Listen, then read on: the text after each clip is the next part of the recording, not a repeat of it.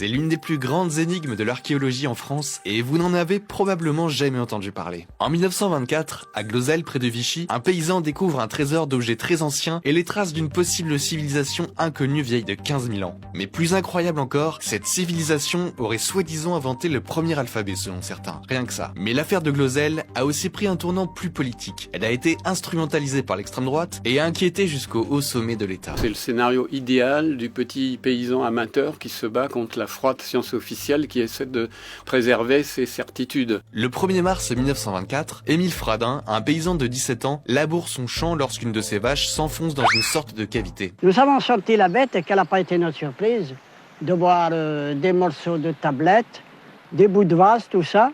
Nous sommes revenus avec des pelles et des pioches. On a dégagé une véritable tombe dans laquelle il y avait même des ossements humains. En creusant un peu, Émile, aidé de sa famille, découvre des fragments de poterie, des harpons en os, des galets avec des gravures de rennes dessus. L'affaire fait vite le tour de ce petit hameau isolé de l'Allier et attire les curieux de la région. Quelques objets retiennent particulièrement l'attention. Des tablettes avec d'étranges inscriptions qui ressemblent à du phénicien. Mais le phénicien, qu'on considère comme le premier alphabet, a été inventé au Proche-Orient il y a 3 millénaires, bien loin de Glozelle donc. Parmi ces archéologues amateurs, certains sont persuadés d'avoir découvert une nouvelle civilisation inconnue qui aurait vécu là il y a 15 000 ans. Mais d'autres archéologues, plus chevronnés, considèrent qu'il ne s'agit que de vestiges gallo-romains très communs. C'est le début d'une longue querelle entre les glozéliens, qui défendent l'authenticité du site, et les anti-glozéliens qui n'y croient pas.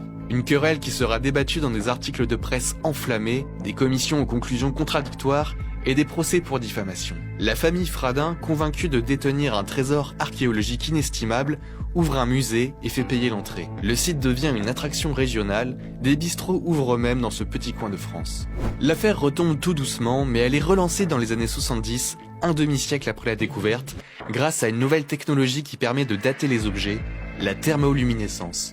Il y a les objets en terre cuite, ceux qui ont été datés par la thermoluminescence, pour lesquels on a des dates qui vont de moins 300, moins 400, jusqu'à la période récente, jusqu'à 1924. Donc il y en a dont on est certain qu'ils ont été fabriqués. Les objets en pierre, vous ne pouvez pas les dater. Vous auriez l'âge géologique de la pierre.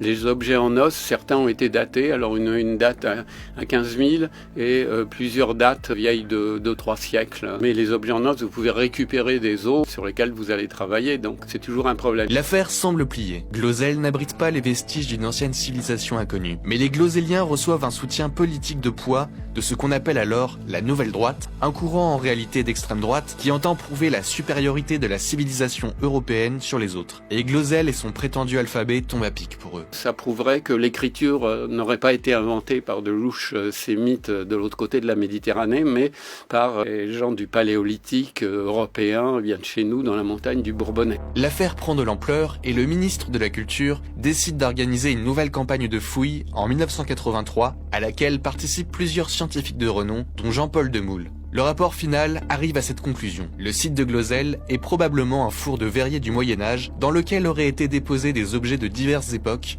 entre l'époque gauloise et le début du XXe siècle. Le site n'aurait donc pas 15 000 ans et les objets les plus anciens auraient 2500 ans tout au plus. Pourtant, le dossier est si sensible que le ministère préfère enterrer discrètement le rapport. Ce qui donne bien sûr du grain à moudre aux complotistes. Nous cacherait-on quelque chose à Glozelle? Il faut même attendre presque 40 ans pour que le rapport soit publié avec le soutien de l'université de Clermont-Ferrand. On n'a jamais su qui avait vraiment fabriqué toute cette civilisation. Il y a eu des procès contre Fradin qui a été blanchi de ça par les tribunaux. Moi, sur le plan personnel, je trouve que c'est très imaginatif. J'ai souvent dit que c'était un peu le facteur cheval de la préhistoire parce qu'il y a des choses très étranges. Celles ou ceux qui les ont fait avaient une certaine inventivité. C'est pour ça qu'on plaide depuis 40 ans pour que ça soit classé monument historique parce que ça appartient à l'histoire de l'archéologie. Si vous voulez en savoir plus, vous pouvez écouter cette émission de Carbone 14.